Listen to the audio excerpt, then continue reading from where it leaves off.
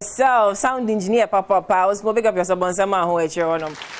But I see my papa. Adofo. And ne, my tuning, I'm more shaying. Oh, but I see I'm a cameraman. Well, we could find Pedu and so tight shade the day and day. Young call and some so real quick. But Anstan and Ghana celebrates Mumu be than Adam and Eve. And I'm sorry I him matching. Donku na abaye bia running hunning edge na garden. Hey, it's my Bible more Adam and Eve no more than they when I Eve and because I can't take far. And then you're not fat. It's over roro. Well, oh my Miss MP. Oh, okay. Maybe I buy a fine, but it's raw. We only Adam and Eve. Ghana Jan hunning edge na garden. It's all good. Because I'm fire, so it's all good. We are him. Now I am kiss me, congratulations. They say, nay, no, my electing assemblyman style VIP. It's here, go straight. And run netizens buffooye. Oh, yes, and run netizens. What more buffooye, pa. Say, will be dinner home. I didn't bar, what didn't know for. Sebi, Waro Atoso. I post to one page, ni data. Netizens say omom pene da. It is the kwa match baby I want to pay. Ghana fort shemu a omomu beach shemu a. Enran for ni na what the two why no for that's one for 4 no for send almost so many in your home. It's your body, it's your life, it's your data and it's your world. But they be American. So I don't know the number to social media we all will socialize. Say who wrote to them and now wrote by him the to them we can be. Banga de betu social na so we invite you na it is send out the toast so no netizens say no mumu bi eka girls my comments ni bia e baaye well we say why post the first and second this is someone's wife and Miss Wakacha was our own. Oh okay wedding okay I must say once say but that someone wife posted it herself and no some making it oh a bani say your favorite be attackers association on attacking the favorite celebrity I want me or metake what reply what me to say but why would you post this and also why would you comment this I will be post I say okay Margaret on also say may every woman experience this any here obi pa wo I feel be wa dam atwea mountains wo pa wo nyame nyema wate onyema pa iti me yanko comment no me yanko but say me hu ne say generation we na nkasa no enhada nkoyi generation we ne nkoyi obi say what's the meaning of all this unnecessary attention she they want generation we back or obi say I don't see anything wrong with it mothers do it in public places gatherings churches buses you people should make a rest. Let her spread. They say make her rest. I can't say man in that. Make her rest. No be aso anymore. What they am the man but to worry. Now to man some because doing everything for trend. Well, I be pay more news media. Obi say gosh, this is the most beautiful mother and baby picture. It's in part also Ojen Hussein. Say and nanom omutimi yito so oba asimo. And nanom timi hospital kwakwa omu uniform na omo nwene ho because they hear na sakra na be no milk.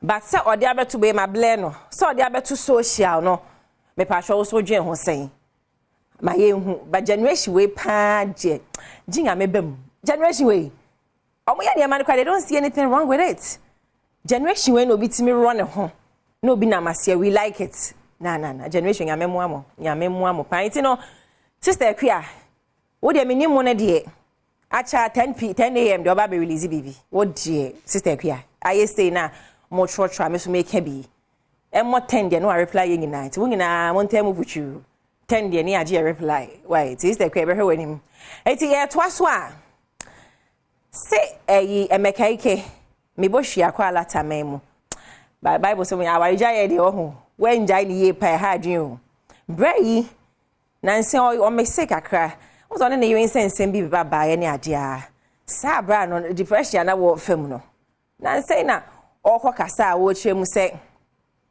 ensem ni sisa ni school cramp no school no mo gifri ni nsem allegations be brave ti maya no aha na megina apa emanyina chow se sa woni obi jai na asem na ntesa me shomen koken gu nani mas wate emema nso ye nipa mo bre Monse and Tessa was in a mikunu bime and a mikunu cano mamadrian okay can some sa a day na yamo yesa. Ah, your best shemo, your best shemo. Make a sending out love to you this morning. Now I'm into us real quick. Mijan lata honoma Mr. Ibu. I say I'm okay can some sending nine obi see a chaba obi see a chamienu obi just say obi nine arguments or yeah and nay papa na be releasing statement tin. Also, we wish to express our sincere gratitude to well-meaning Nigerians and the general public for your immense contribution physically, spiritually, and most of all financially on getting our daddy, Mr. John Okafor, Mr. Ibu, back on his feet again. We wish to correct some misconceptions making rounds on social media concerning the current state of our father's health. First, we would like to state that our daddy wasn't amputated on both legs, but only one. I hope them person mukai. I hope I don't know what. Oche one ne papa no. Sena na nko focus ye twa ne nan mienu. Ye twa mienu no. E no no abekasa se ne nan no. Nyame adom ba ko pena yetimi twa free so. Ti ba ko ye adwuma. Sika wo ho so kwan de metimi ahye na artificial leg ni bi. Nsi bibia ba ye fine. What you see. Na make out so benom Django energy drink. Django energy drink. A Django energy drink na me kan for mo anopai me say boost wo mo energy hu hia wo ade abeji wo so why da me bebe anopai ma bo Django energy drink ni be no additives a purely natural enko na me kan for mo p work so so de draba 3p garlic mixture e hu hia pa hie na sika je me so ofie twa na di me se wu twa wo be di atama anopai ma fa o me chia wate. My catch was at 25th, no multimedia can brands Adom TV, Adom FM, yeah, check out. Now, because say be a boy. Say no foul phone, no. Now dial star 281 hash. Now select 6. A raffle. But I could be a 10 cities. First sister, what the 10 beje car. Now can't no because say be a ha any a boy. Brand new car no pay. The person who show any sword announce a car no. Alandia is Joy FM anymore. Ucham kokomlemle kwa bon says want all day what time can all day chagana for car ni sisi ani ehwe fair but I say ano pay baby bia odofo wote enka na wo hwen ye mo bibia afisha pa bronya abantem baby bia wote enka wo hwe sisa sande meda se pa na sika yede to Ghana for nyina nim se multimedia as a whole ye check Ghana for one more etie yen na omo hwen esika na ye kan no yede ose eye oyo e ma ye che sika pim e de ma Ghana for a etie yen ehwe yen account brands ne multimedia adwumako ni nyina na ene se uba eye fan of our street e wo eye Joy FM abrosan kese mu a animu ha ya ba be hu se nice beautiful espresso Suzuki car monokra obia entramu monokra chiao ena sabre esi ha na ya tro hu se sika eye kwan ahodo a multimedia e fa so e reward eye won a eni won digwa ne mpo won a ehwe won etie won e wo eye Ghana ha na meni wo kasai se kai ena esia car monokra chiao kra nyankopon ya adom a eye 25 for ebe ya de car we eche obi kwa yes ubenya car no wadi eye car mono pa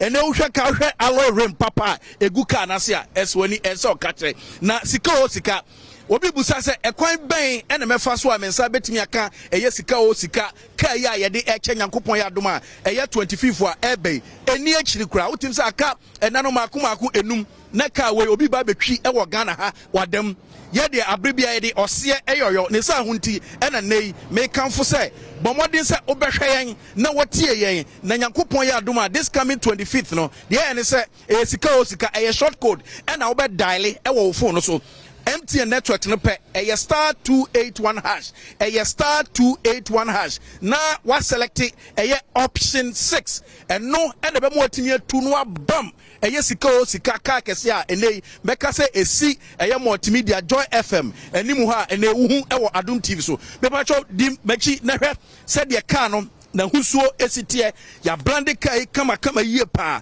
ka no so efe yie pa ka wei eye ka mesraw say nyankopon ya adom na 25th wutimi nya saa car yi a wutimi say the consumption so e wo form a 1.0 engine new brand new car pa and esuesi wa brane obi o ha ba bia o te o say me kwan nye nanso so car we e car e mini SUV a che say wunya car we a ba bibie ni wa untimi mfa car we emfa enko say ubowura car no ma car no e automatic na say e automatic no e wo bluetooth air condition wom che say radio a wo beso nso e touch wo don sa kan ya na bibia so atimi akonkan kama e de amawo enu nti enei say wo hwen na wo hunu sa kai e wo Adom TV so amepacho e wo say wutimi ma ne ye wo asemhia pa because we no ebisi ya che papa say de asetran mu aye dendendin ye na multimedia e yesi ho say ye de ka we e che obi a otie yen na ohwe yen de ma me papa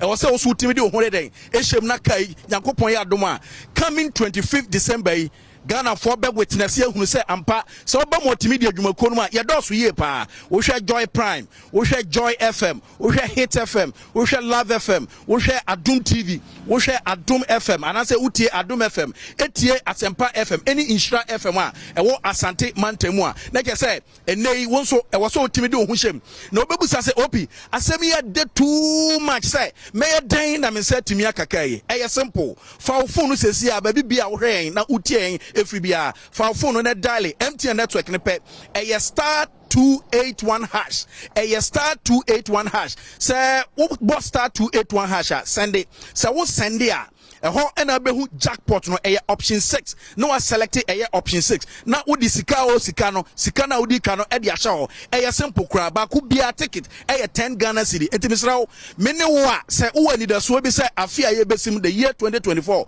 wo kote sika de atoka de a ene da bi sika wo kote de atoka no chance aba enya amount sika o sika you can use 10 cedis add enya saka yi na wo bedamu 10 Ghana cedi o enu ti misraw mane nya wasem hia pa mene wo kasai na so fa ahuje because eni akire kra wo betimi afa 5000 no wato abom wo betimi afa befa say 10000 no wato abom wo betimi afa 10 Ghana cedi no wato abom na eseska no wo so watimi ede wanya enu ti Ghana fo munyi twi na munye twede na monfa mo phone na monko na mon dial a star 281 hash said ye beya won so ubetimi anya sika o sika ka no Nyankopon ya Adom a won so ubetimi anya ka no na watwie na Ghana fo ehunu say yes ampa ye de multimedia brebia ye de ose eyoyo ne santi ene ye de ka we eche de chekwa obebusa say OPD na ka we kra no ne bo kra eyesen enei say ya ka we bua eye $14,500 na wo de ba ye Ghana ye sika mu sempo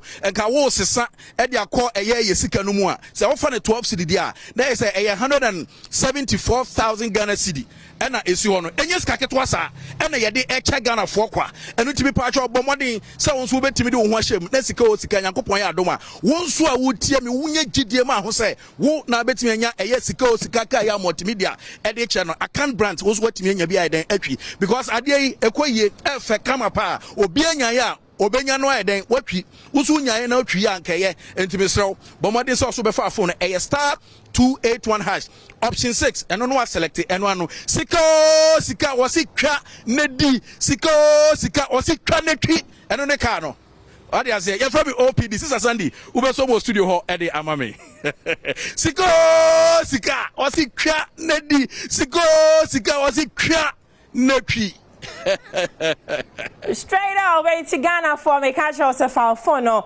was star 281 hash. Now select 6. Can more than 1 billion. I'm telling you. Multimedia, Adom TV, Jenya Wazoye, Kumasi Love FM, Inshira FM, Woban Crime, so Joy FM, Adom FM, Asempa FM, Adom TV, Ninginano, Yakabuma. We are multimedia. It's in a way say no. You're my loyal listeners. You're lovely viewers. Yada mungina amase safi muningina amashayen enti yade chemo enti mecha kwaswato kwafo video ma woda yenko straight birthday wishes no agoso Felicia ene eya woda agoso nyame ensha we pa happy oh that's so cute happy birthday agoso nyame ensha man kwa tenten agoso nyame ensha Lydia Achre Agbesime, Lydia Ashre Agbesime, Yam Director Patrick Obed, obi cinematographer so ha say was sponsors a sound Esther Ann will makeup department na meeting with you makasa we gonna make sure say ya isan say hair logistics GH on Instagram and TikTok korehwe girl no eba ne braided wig a nanim ni nachi onyo bia biem hair logistics but I see pa Miss Goldie's boutique was Santa Maria Blue Kiosk so for mama Susie Miss Goldie's boutique makasa the Christmas near manaba watete so pa wo chance any so be shata de papa now de ajibunya hwehwe Miss Goldie's boutique a chakwan I'm the guy's queen we share mo kumenya aboshe bronya ba tiam kata sika star 281 hash pabom